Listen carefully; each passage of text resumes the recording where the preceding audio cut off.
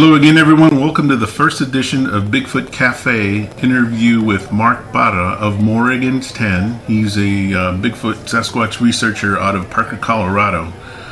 This is my first interview, but Mark's done this before, thankfully. The interview was originally going to go 30 to 45 minutes, but it went close to an hour. He had some amazing experiences that I think you'll enjoy. I also want to give a quick shout out to Kim Bradbury Semmel, who helped kind of establish the connection and has also helped out otherwise with other Bigfoot Weekly related things. Anyway, thanks, Kim. Without any further delay, let's get this thing going.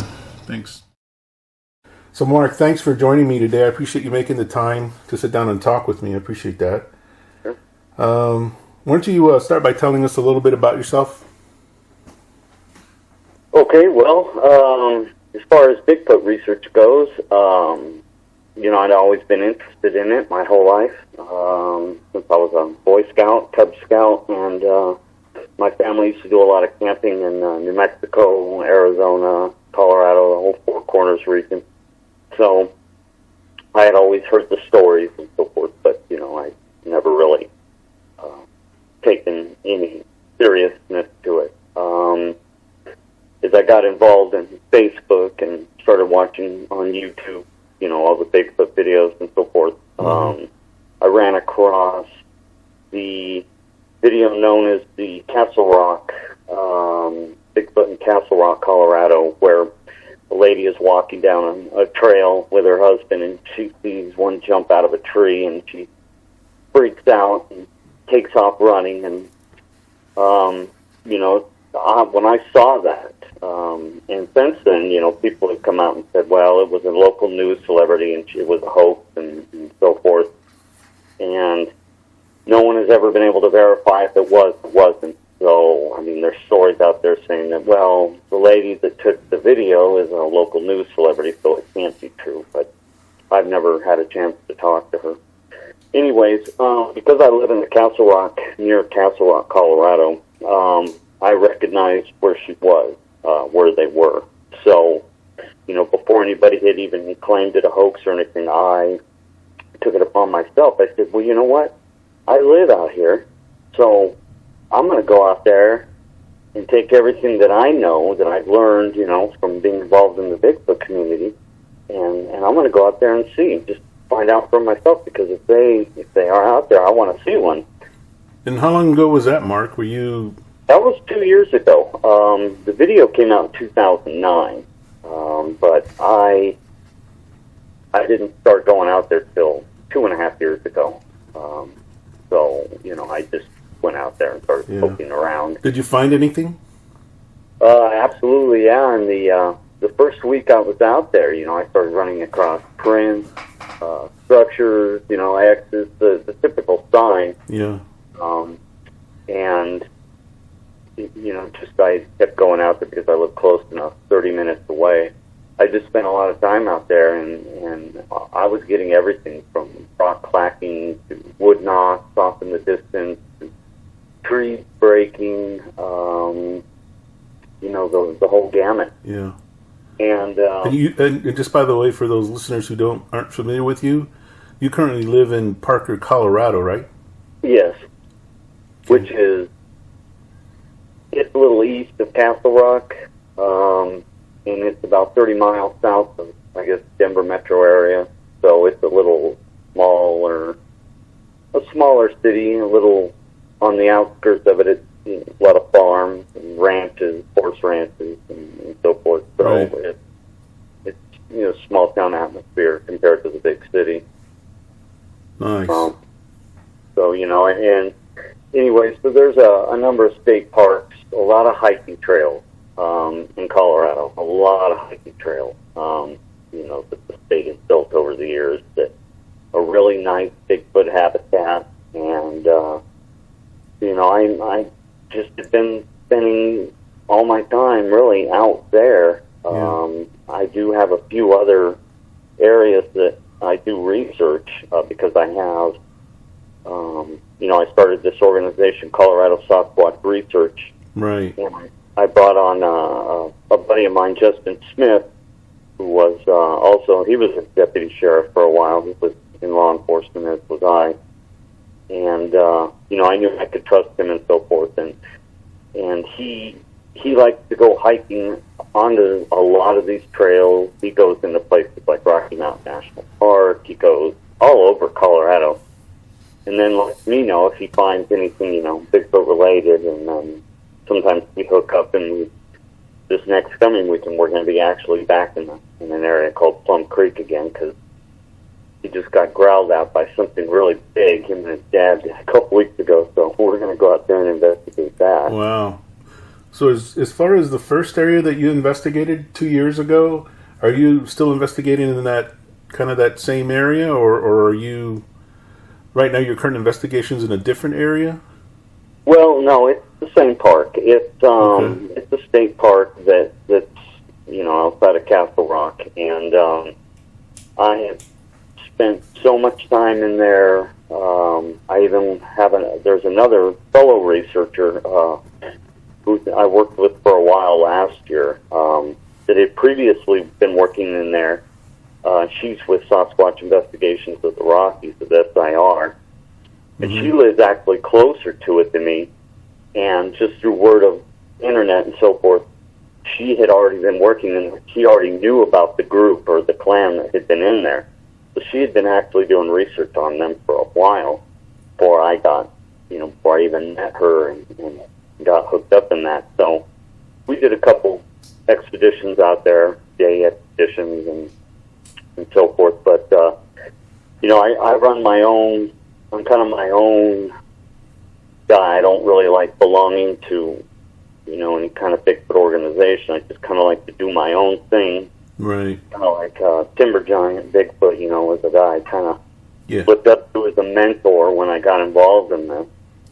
Do you know Jimmy? Have you had any interaction with him, or you just kind of watch his... Yeah, we talk sometimes on YouTube. I'll send him a message or an email or something. He'll get back to me, but...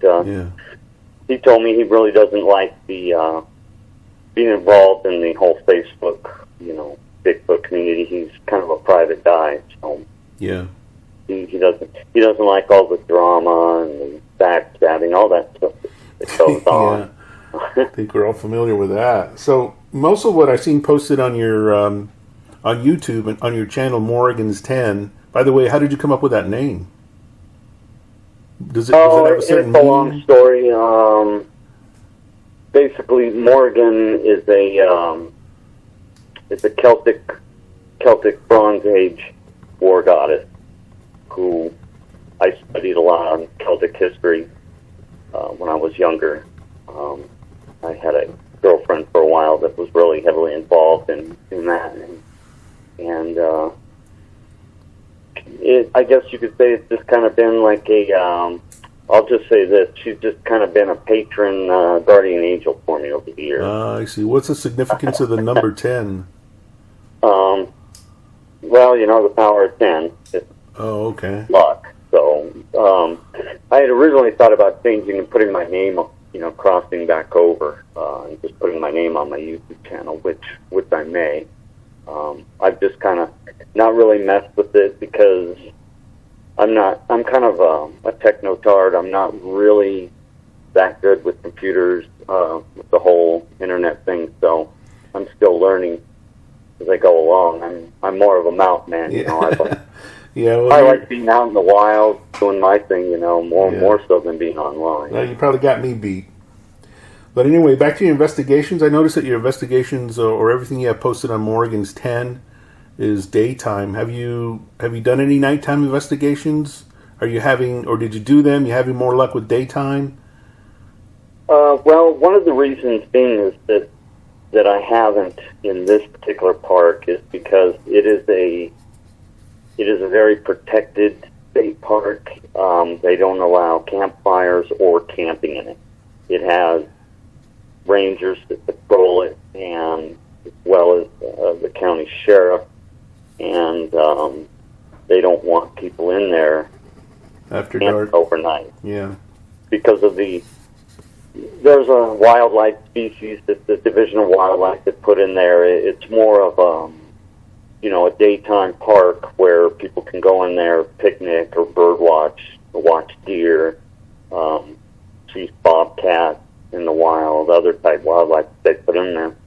So, I mean, technically, I could get in there. I could have someone drop me off, and I could spend the night in there. But usually I get there at sunrise, and I work 4 to 5 hours hiking a few miles in a certain direction that I've chosen, just to see what else comes up.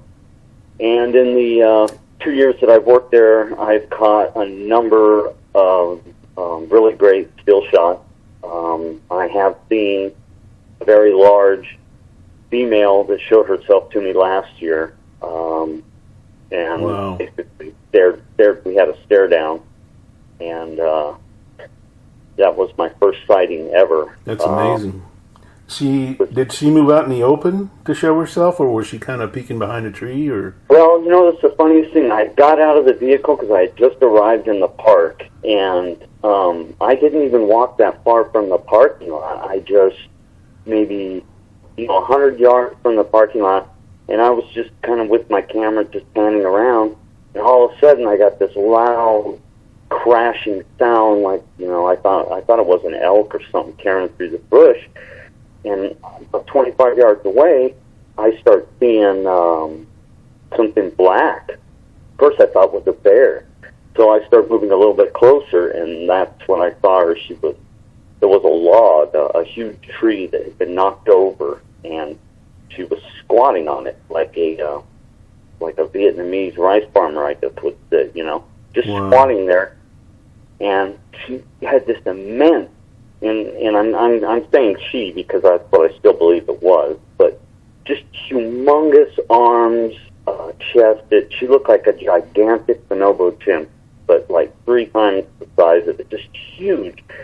And she had a little tiny head, and she had chimpanzee kind of a look to the face, but from where I was standing, it looked like a gigantic chimpanzee. And she had her head sunk down between her shoulders, and she was just staring at me. And, back then I really didn't have a lot of experience like I do now, so, I kind of froze and just made sure that the camera went over there and that I got her on the camera. And then she kind of backed away and disappeared in behind some trees into the bush. And, I was like totally freaked out. I was like, I couldn't comprehend it. It's real or not. Yeah, I questioned myself. Yeah, I can imagine. So, when I got home, I reviewed the video, and lo and behold, I had 2 other ones that I didn't even see. There was one behind me that was peeking up out of a bush. It was watching me close. So, and then another one behind her, which for whatever reason I didn't see. It just showed up on film. And, I cut the stills, and I was like, I can't believe, they had me completely surrounded. And if she had not moved, I wouldn't have seen any of them at all. Wow. So anyways, as time went on, I learned that secret from Timber Giant Bigfoot, where you're out in the field, you kind of pan around with your camera. And most times, I'd say 90% of the time, you're not going to see them. But, if you're looking left and I'm filming right, you're going to catch them sometimes. You're going to catch them moving, popping up, and I have had to learn as I go along over the period of 2 years how to differentiate between a blob squatch, shadow, tree stump, yeah, and if it's really there. And so a lot of the stills that I cut because I was getting a little excited, as I was getting involved. I knew I had a clan there. I was cutting too many. And, once I went back and started reinvestigating some of the areas at a later date, I realized, some of those weren't what I had perceived them to be. There were stumps and there were things of that nature. Yeah, it's not, it's not difficult to, because you're looking for, a Bigfoot or Squatch, and so a lot of times, we find what we're looking for in those videos or those pictures. But those stills that you took, And you said you discovered other Bigfoot in those stills. Are those out on one of your videos? Are they posted on your Facebook? Almost all of them are on my videos that I have posted. Every single video from day one, from the day I entered the state park, is listed in all my video archives there on my YouTube channel. So it's kind of been a progression. I said I'm not going to delete them because I want to show how I've learned as I went along, how I've gotten better, and I look back at some of those old ones and I'm like, geez, no, I was terrible back then. I didn't know half of what I've since learned, but so they're all on there, and it's just it's just been a process of learning. Right. Continuing to go out there every weekend or every week. I usually like to work in the weekdays, and just I had several gifting spots. I've tried several experiments with them, such as instead of just food, I had a lady friend that lives in Arkansas. She sent me these beautiful, beautiful crystals. These Arkansas crystals that I've left as gifts to see if they would take them, if they would take certain objects. That way I would know it isn't a deer or buzzard getting the food or an animal somehow. Because animals are pretty smart. I've seen crows. Crows open containers. So, it's one of those tricky things. So I had to set up different experiments. And sure enough, they would take items like those crystals. They enjoy taking those. And I have one particular video where I was up filming it, in one of the gifting spots, and off to my left, I start seeing this glint in the sun, and I can see it's a humongous big Sasquatch over there, and it looks like he's wearing it on his head, but you can see the sun hitting the crystal. Wearing it on his hip, you say? Yeah. Wow. On his head. On his head. Way. But I'm like going, that's either he has a mirror or a piece of tin from a tin can, but he was directing the sunlight, the glint, off of it. And I cut the stills and I looked at it, and it looks like a big King Kong gorilla. I said, that's no human over there doing that. Wow, that's amazing. It's got to be one of them. So, I've gotten better at being very, very careful about, blob squatching, and now whenever I cut a still and something, resembles a Bigfoot or a hominid on that I cut stills on or shows up on the video, I make it a point now to go back and try and recreate it, whether, if it was sun, if it was shadow, same type of time of day, and try to see if it was a trick of light or shadow or what it was. And yeah, that's a good practice, Mark, I'd say, because there's so many other investigators out there that I've seen on YouTube that will post it if it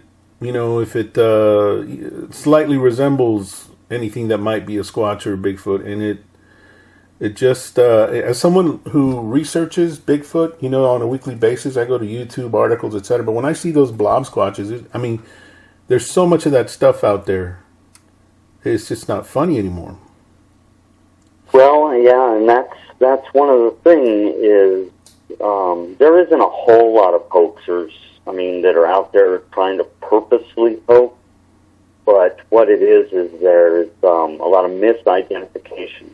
Yeah. One of my videos, April 22nd of last year, there's a gentleman up in Cripple Creek, up in the Pikes Peak area, that put on a Bigfoot conference. And several researchers from Sasquatch investigations to the Rockies and different areas around Colorado went to the conference, and then we did an expedition up along the Pikes Peak area in the campground behind it known as the Crags. Well, anyways, so we're all doing our thing, wandering around, and I'm with two other researchers, and I'm looking up this hill, and I swear to God, there's a stump looking over a rock. It's it's behind a rock. And from a distance, this stump looked like a humongous Bigfoot head, a big brown gorilla looking at me. I had a buddy that was just behind me, and he was doing calls. So, in the video, I said, well, I got to go see. I marched up there, and once I got to the top of the hill, it was a stump. It just took on that appearance from a distance. So it's kind of a letdown sometimes. It happens. Yeah, but the thing of it is that you know when you have them in your area because it's you find things, the footprint, right. The structures, some of the structures that we have found out here in Colorado in 2 different parks that we work in are just amazing. I mean, immense. The logs. It would take some of the big stars that we found, the huge star markings in one of the state parks we worked. Me and my partner Justin Smith, we were like, these things are like 20 feet off the ground, and these logs, like 1,000-pound logs, it would have taken 5 to 10 men to put these things together. We're like, this can't be human. I mean, and then of course we start networking with other researchers through Facebook and through the Bigfoot community, and you start seeing the exact same type structures that other people have in their areas. And so, I mean, that in and of itself is proof that we're dealing with, that they are for real, and that we're dealing with them out there. This isn't, there isn't a grand scheme between Canada and New Mexico and all over North America that people are going out in the woods building immense structures, right, where wood has been twisted and manipulated, and that. I mean, this is the real deal. And then what really caps it off is if you find footprints in the area, then you're just like thrilled. Yeah, absolutely. So your gifting site and your relationship with the Squatch, would you consider it a habituation sort of relationship that you have with them, or how would you describe your relationship with the Squatch that you're investigating there? Compared to some other habituators out there that have, their own stories and experiences that they've described, mine has been a little bit different. I haven't had any kind of telepathy. That is something that I haven't experienced. But they let me know in their own way. It's like, if I leave the food gift,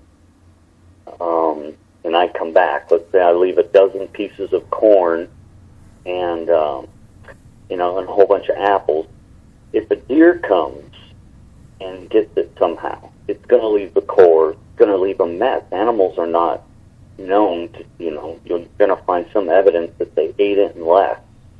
And I'm telling you, they take the corn and the apples, and it's gone. When I come back the next day, there's no sign of this. There's no footprint.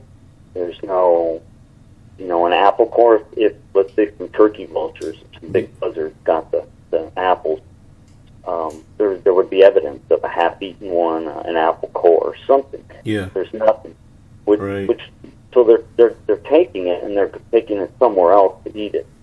But it's one of those things, like, when sometimes I'll arrive there at sunrise, and I'm the first one in the park. I always try and, because it is a state park, you have hikers and families that picnic there and so forth. So, during the week is like usually when I like to hit it because no one's there. And right. so I'll get there, right at sunrise and get out there and get up to the nest as fast as I can. But it's like sometimes I'll no sooner get out of my truck and boom, I'll get a huge wood knock.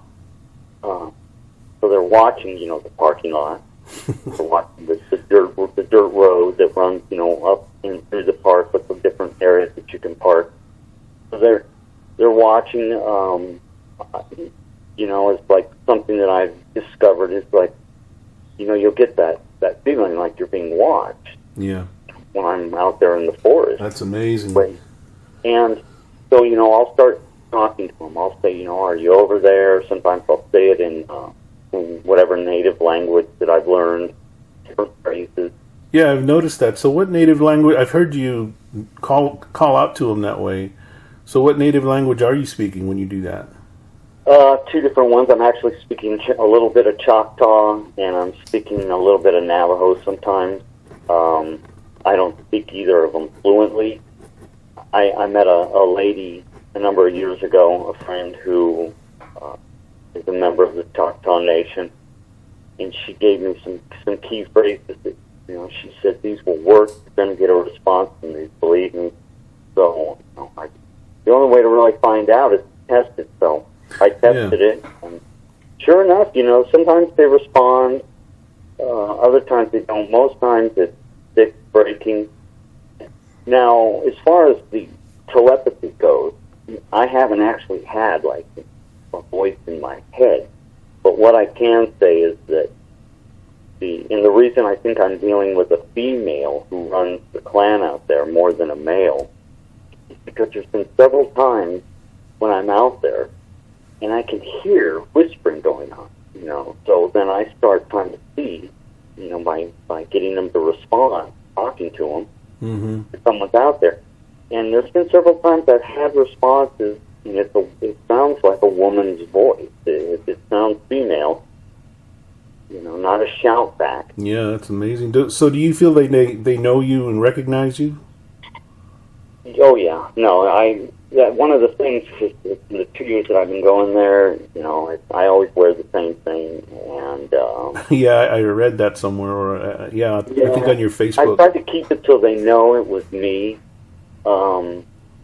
Because, like I said, Robin from SAR, she still goes there. They know her. No one's ever come looking before. Most of the people that you see hiking the trails and so forth, a lot of them are women that you see, and they've got their iPods going on, and they're just doing the trail thing for exercise. Mm-hmm. So, I've watched the type of people up there too. The visitors that come into the park, and they're basically oblivious to. I could be hiding in the bushes right there. I've experimented where I'm just off the trail, taking a break off the trail, and hikers will walk right by you, and they don't even notice you because they don't see you in their peripheral. For one, they're not looking to see you. So, these Bigfoots are very used to people, children, and so it's a no hunting park. So I think that's one of the reasons they chose it. They know that no one carries guns. Plus, they have run of the place at night too, right? Shouldn't be anybody in there.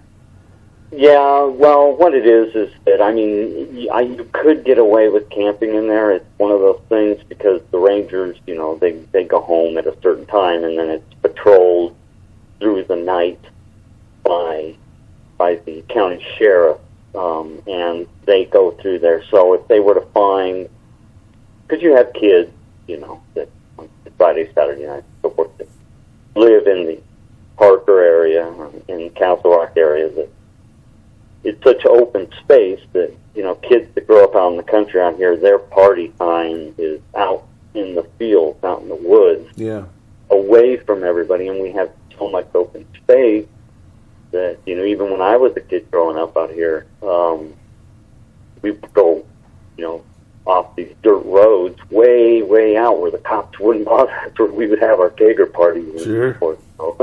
Yeah, I grew up in Texas, so I've been there, done that. Yeah. Regarding telepathy, you said you didn't experience any. What about infrasound? I think Jimmy in one of his videos said he thought he was experiencing infrasound. Have you had anything like that happen? Oh, well, when I first started going into the park, when I first started researching the park, I had, it was like the first number of weeks that I was in there. That was the day that I had found tracks in the snow. So I had been taking a picture of the tracks. I had followed these, and I had been doing some video. And I had gone, I'd say I was about 2-3 miles away from my Jeep, and I started feeling really, really sick in this one area. I thought I was having a heart attack. I felt really down. Wow. My chest felt real heavy, right? And so I'm like, oh, great, I'm going to have to, I have to call 911. They're going to have to flying me out of here. Who knows? It was that bad? It was that bad? Oh, yeah, no, I was having, I wouldn't say chest pain, but it was kind of heavy. Wow. Heavy. So I was like, no, this isn't good.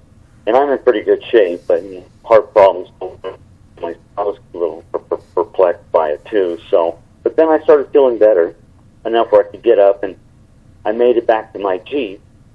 Well, no sooner did I get in the Jeep, and I'm heading out of the park, and I get back on the highway, and I hear this kaboom, and my rear end blew on my Jeep. So here I am sitting on the road, not feeling very well, and my rear axle on my Jeep is hanging out. It blew. Gee. And so anyways, I took it to my mechanic. My mechanic told me, this looks like either somebody rammed you or something tried to pull this rear tire off, and they busted the bearing in the axle.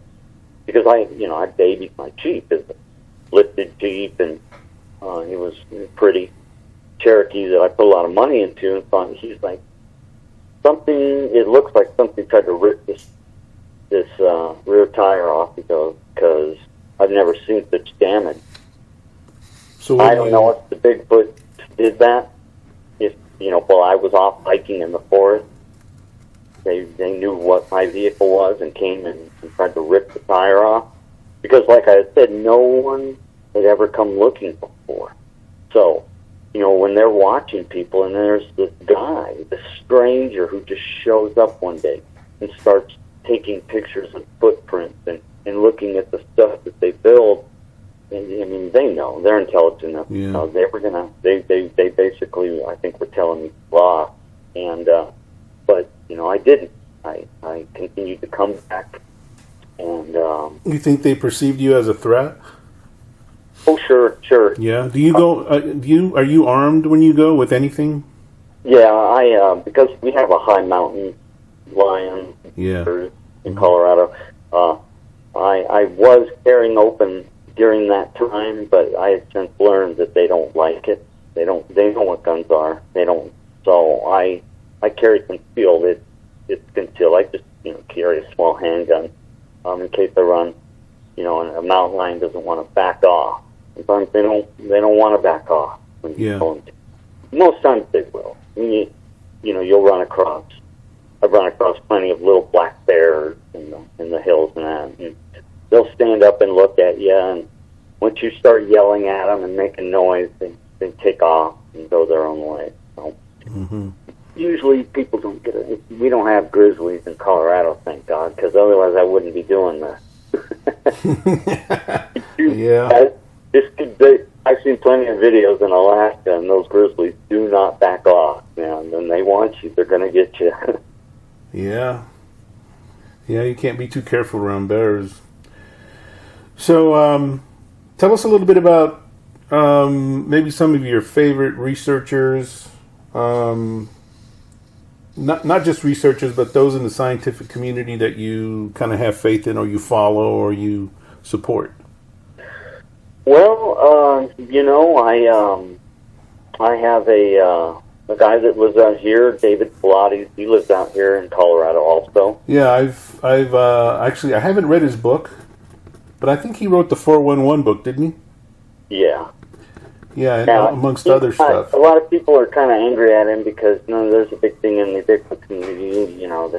They're gentle beings and they wouldn't do anything like that. Well, that isn't exactly true, because there's a lot of bad-tempered Bigfoots out there doing things across the country right now that aren't exactly friendly.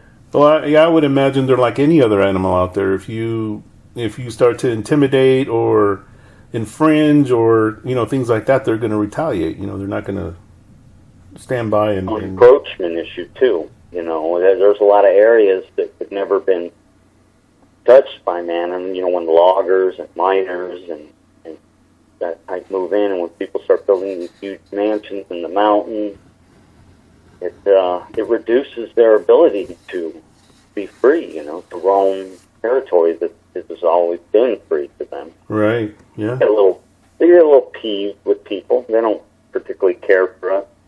We don't have really good history with wildlife. But I basically know just about everybody that's involved in the Bigfoot community. I have my favorite researchers out there that I've kind of watched their progress over time. Like Mitchell Waite. I like the work that J.C. Johnson has done in the Four Corners area. Yeah, his stuff is just amazing. That Four Corners area. I actually lived in New Mexico for a while, so I like all the New Mexico people. They're kind of like, I have a kinship with all of them. Yeah, some of the things they experience is just unreal. Yeah. It's just amazing. Yeah, so JC is also one of my favorites, and Mitch Waite I don't have a lot of experience with, or I haven't seen a lot of his work, but I know he's here in Arizona. Yeah, he's one of those that you can trust. I have my list of those that I know would never hoax, would never try to pull up a hoax. They're 15 minutes of fame. And Mitch is one of those old guys that he's a straight up guy, and he wouldn't do anything, to hoax anybody or mislead anybody. JC's another one that I have a lot of faith in. Right. There's actually quite a few that I like Jim Timber Giant Bigfoot. Although he had a lot of action early on, and it has really slowed down for him. I feel kind of bad for him because he has not had any action in quite some time. That's kind of how it happens. Yeah. Has that happened to you ever, where you've gone out there several times and found nothing? Oh, absolutely. I have hundreds of hours of video that I've scrapped in where I'll spend 8 hours out there just hiking, and it's just a good day for hiking. Didn't get a single wood knock. Nothing happened. Nothing showed up on the video. That countless times. It's actually more rare. What it is I think that we run into each other because they move. They never stay in one area of the state park. They're constantly moving. So I think what it is some days I'll just be there and they're just happen to be in the area I am, and we get great action, and it is what it is. I still, even after all the food they've taken, and even though they know me, I know that they're never going to just put on a Patty show, Patty walking the runway for us. Right. But everything that I've experienced with what JC calls them as high desert Sasquatch out here in the Southwest is that they're like mountain lions. They stalk and they hide. I mean, that is their whole thing. I believe they're a warrior race, especially with the males. It is that's what they do. They don't. I just don't foresee them ever just walking across, 10 yards away. Just hello, like Patty did. Look at me and walk into the bushes. I agree. Everything that I've experienced is that they're very like mountain lions. They hide and they like to work ditches, and ravines, places where people don't go, where they can observe people, pop their heads up, move. They're very, even though, I know there are people in their own right. They're a hominid species. Yeah. The traits that I've witnessed is that they do everything that the animals do. I mean, that's right. I mean, they're natural in that environment. They can be feet away from you, and you're not going to see them because that's who they are. That's everything that they're about is being in nature. So, I don't believe it's a matter of them being invisible or not, or any of those type of abilities, which, I haven't ruled all that out. But before I go there, I got to say, well, a mountain lion do the same thing. You can walk feet right by a mountain lion laying in the high grass, and you're not going to see it unless you let them see see. Right, yeah. But it's amazing that they're as big as they are and can be stealthy like that. And so there are a lot of perceptions and theories and ideas about what Bigfoot really is and how it's so elusive, I guess. You know, how they can be so close to you, but you don't see them. So what's your perception, or what's your theory or idea about what Bigfoot really is? Right now, I just believe they're another genus. They're hominid. I mean, regardless of what people's opinion is of the Ketchum Project, I sent air into that. JC sent samples into that. People from all across the country and other places sent a sample. So the samples were worked on. What happened with the politics involved in that is a whole different issue. The fact of the matter is that the 100 samples were worked on by lab technicians, by people who get paid to do that. So that isn't even up for question. And everything came back the same. That, you know, and what it did is it confirmed what all our Native American friends had been telling us for, you know, hundreds of years. As they would come into our camp and steal our women, and there were several tribes who were at war with them. They didn't have a very good relationship with the hairy people, as the Cheyenne Indians called them. And so, you know, I believe that they're a genus, whether it's Neanderthal, Heidelbergensis, you know, any number of hominid species that it could be that survived countless extinctions, however they did it. If they went way underground into the underworld, you know, one of the things that I looked at of all the Native American stories was the Cheyenne Indians. And they give a pretty good detailed oral history on what happened. You know, they said, we both started in the beautiful country, which is Canada, and we followed them into North America. So they came down here, you know, around the same time we did, and they called them the hairy people. And their elder stories state that something happened to at a point in time where they used to be everywhere, and they used to see them in the forests and stuff everywhere, and then something happened where their numbers just started diminishing, and like they got a disease or a plague or something happened where they just started dying off, and they said, you know, they retreated into their cave, and then they weren't seen very much. Yeah, well, you know, history has shown that there are a number of tribes who contracted disease from the, quote, white man, right? And I wonder if something similar happened to the hairy people, where they had to sort of back away and not have contact in order to survive, well, you know? Yeah, and that is a possibility, you know, because now the new archaeology finds is that there were explorers that were here long before the American colonialists came. There were, you know, long before the Spanish came. There, you know, they're finding. I don't know if these red-haired giants in Nevada were Vikings or what, but you know, it's the whole. They're finding a lot of stuff that is shooting down what we always believed about this continent. So. You know. Yeah, I've been reading a little bit about that, and it sounds like they were kind of a warring tribe, or at least had always been at odds with another local tribe. Well, and, you know, it's like one of those things, you know, what is Bigfoot? You know, I like watching the movie Quest for Fire because it's an old movie, but it was made to show that, you know, there were several different types of hominids that were running around. There was Neanderthals, very beastly-looking things. There were, some of them had canines, you know, like gorillas, and for, you know, we don't know, for whatever reason, we didn't even really know what killed off the Neanderthal. I mean, those are just theories. For all intents and purposes, you know, the Neanderthal should have outlived us because they were stronger, they were more fit, you know, they were more designed to survive. Right. Mm-hmm. So we don't really know how all that went down. It's just speculation. But, you know, yeah, they're a genus. As far as their abilities go, you know, there's a lot of speculation. People think that they're somehow part of the Nephilim, out of the Bible, that they're a leftover hybrid. somehow these fallen angels. All of that is great and makes great reading, but there's no factual proof.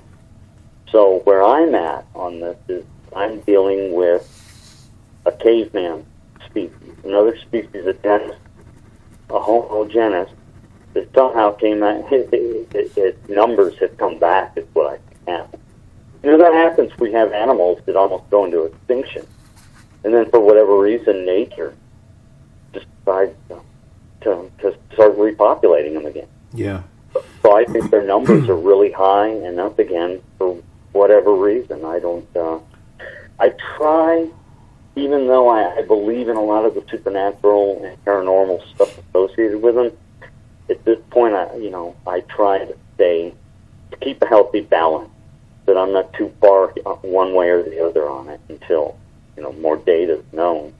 Yeah, it definitely helps to have an open mind. I mean, there's so many theories out there, like you were saying, that they evolved from the Nephilim. Some of the stuff that was in my video last week, there were theories that were posted from a Muslim theologist in there. There are ideas or theories that, that Bigfoot is Cain or a descendant of Cain. There's just all kinds of stuff out there. There's a lot of evidence behind it, but at the same time, we're talking about North America here. We're not talking about the Arab world, Africa, or even Europe, where Cro-Magnon man was. I mean, we're talking about Canada and North America. The big question is, and we may never know, is were they here from the beginning, always, or were they brought here, or did they cross the Bering Strait? I have a real issue with that Bering Strait thing, and people thinking that, Gigantopithecus blacki somehow came across the Bering Strait for their origins in Africa. I think they were here all along, because we don't have anything other than carbon dating and DNA to determine what was on this continent 180 million years ago. Yeah, and as far as the bones, I do believe that they bury their dead, and they're very good about it. Why that is, I don't know. I mean, you would think we would have found bones by now, but and some people have what could be considered, like if you take the Minnesota Iceman, that Minnesota Iceman looks like what I have in my area. That is a Bigfoot, I believe. Or at least that's what we had out here. They resemble here in the Southwest that Minnesota Iceman. Wow. Almost to a T. That's what I believe they are. Is that thing right there? Amazing. That's amazing. So how are you balancing all of this? Your research, and I know you're using a lot of social media, Facebook. I think you have a blog as well, too, don't you? No, I haven't started a blog yet. It's basically been YouTube and Facebook that have just kind of been the mainstay thing. I haven't really started a website or anything separate from that, because Facebook really, in the end, is where it's at. That's where most of the social interaction with other researchers is going on. I mean, if you like to write about researchers, and you're a book writer, and you like to talk, that's fine. You start a blog. But if I enjoy doing what I'm doing, for me, I want to have. I'm having fun doing what I'm doing. It isn't another 10 years. Why are you doing this? Before I get the way you're doing it, really good Mitchell Wade, stand up, full body shot. You guys just want to be on. Who cares? Like I said, I'm having fun doing this. Good. And if I wasn't doing that's all that really matters. If you're not having fun doing it, then what's the point? Right. There was a point in time last year where that was a big debate in the community. Is, well, we need to get rid of these people who are doing it like them. We just need to have scientific minds be doing this. And no, that's baloney. If you have activity out there, and you're pretty sure it is, get it on film, record that stuff, and share it. I'm not in this to upstage the next guy. And I've said that countless times before. If I see something that you had good structures or something that turns me on, I'm going to repost it, sure, why not? I don't have any reason to just keep my page just about for myself. I want everybody to share what they're finding out there, because that way the knowledge grows. So I try and support others that maybe, haven't been doing it as long or whatever. And yeah, there seems to be, I don't know, a lot of egos, I guess, involved in some of these Bigfoot researchers that, they just can't give the other guy a leg up, can't give anybody else credit, and really get nasty with anyone who criticizes their work. And it just seems like the Bigfoot community is full of that. It's just, I started looking at Bigfoot seriously about a year ago on YouTube and other forms of media, articles and things like that. And man, that was one of the things that blew me away. I had imagined that there would be, more unity in the community, and instead it was just these characters just come out of nowhere and just tear each other down. Well, yeah, and so the hoaxing has some to do with that, because people get hurt when that happens, when you have the dyers and the others that pull that crap. There's a lot of mistrust, but there's also a lot of backstabbing. Personal relationships are a tough thing. There was I've had the same issues here in Colorado with some of the other researchers.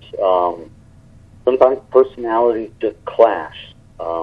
My thing is, it isn't that an ego so much, is that I want to do this on my own. If I go traipsing through the woods with 5-6 guys every weekend, we're not going to get any action. I prefer to be by myself, because once I start bringing, I feel if I start bringing another researchers with me into that area, then it's over. I've kind of violated the trust that I've been trying to build with them. Right. That's why I like to do my own thing. And well, that's good. I mean, you're focused on your own work, and you're not off onto other people's blogs or YouTube, sliming their work. And I think more researchers need to focus on their own stuff and not worry too much about what others are saying or doing. Yeah, it's changed over the year. I've watched the Bigfoot community kind of morph and change in a year. You had some people come on that were some big stars and so forth, and then they got caught up in the politics and all of that, and it's kind of drama. It's kind of like the National Enquirer, and really it does. They don't last. They kind of disappear into the into the sunset. So I've kind of learned from the long timers that sometimes you just keep your mouth shut and don't say anything. Comment when you feel you need to comment on somebody's work or stuff, but don't get involved in it. Yeah, I agree. Well, we're running close to time. Just one last question, and then anything else you want to tell our listeners. But what's the best advice you can give someone who's starting out in field research? Okay, well, remember two things. If you're going to go out in the forest, if you're going to go and investigate a sighting, if you live near a wooded area where you think you may have Bigfoot, is the two most important things is water and food. And water being more important than food. That those calories, they can go, because they can survive on frogs and snakes and eating everything, nuts, shrubs, or whatever, and they just devour anything to keep those calories up if there isn't deer in the area. But it's water. If you don't have a good water and habitat in the area, they're probably not going to be there, because there's no reason for them to be there. So just something to keep in mind if you want to start looking for prints, stay along the riverbank, stream beds, lakes, ponds. You'll start finding the signs. So, and if you're already finding the huge structures out in the forest when you're hiking around, well, it's pretty good. They're either moving through there or got them in the area. Yeah. It's just a matter. They're not that hard to find. I think people make it harder than it has to be sometimes. But in the end, the most important thing for life to exist on this planet is water. So So true. So that's where I would suggest anybody who wanted to get involved in field research start. In those areas. Oh yeah, food and water, the That's calories right. in the water. That's all about in the end. All right. Well, Mark, thanks very much All right, Nick. for the interview. I hope that our listeners have learned a little more about you and your research. And if anyone's interested in more about Mark, you can, if you're not already a subscriber, you can subscribe to his YouTube on Morgan's 10. I'm also on Google Plus. It's the same name, Morgan's 10, Google Plus. That the Bigfoot community is kind of growing on Google Plus, just so you know. Yeah, I've been finding that out the last few weeks. And you're on Facebook as well under your name, Mark Parra. Right. All right. Well, thanks very much, Mark. I appreciate it. Okay, Vic. Thanks for the opportunity. You bet. And Okay. Take care. You too.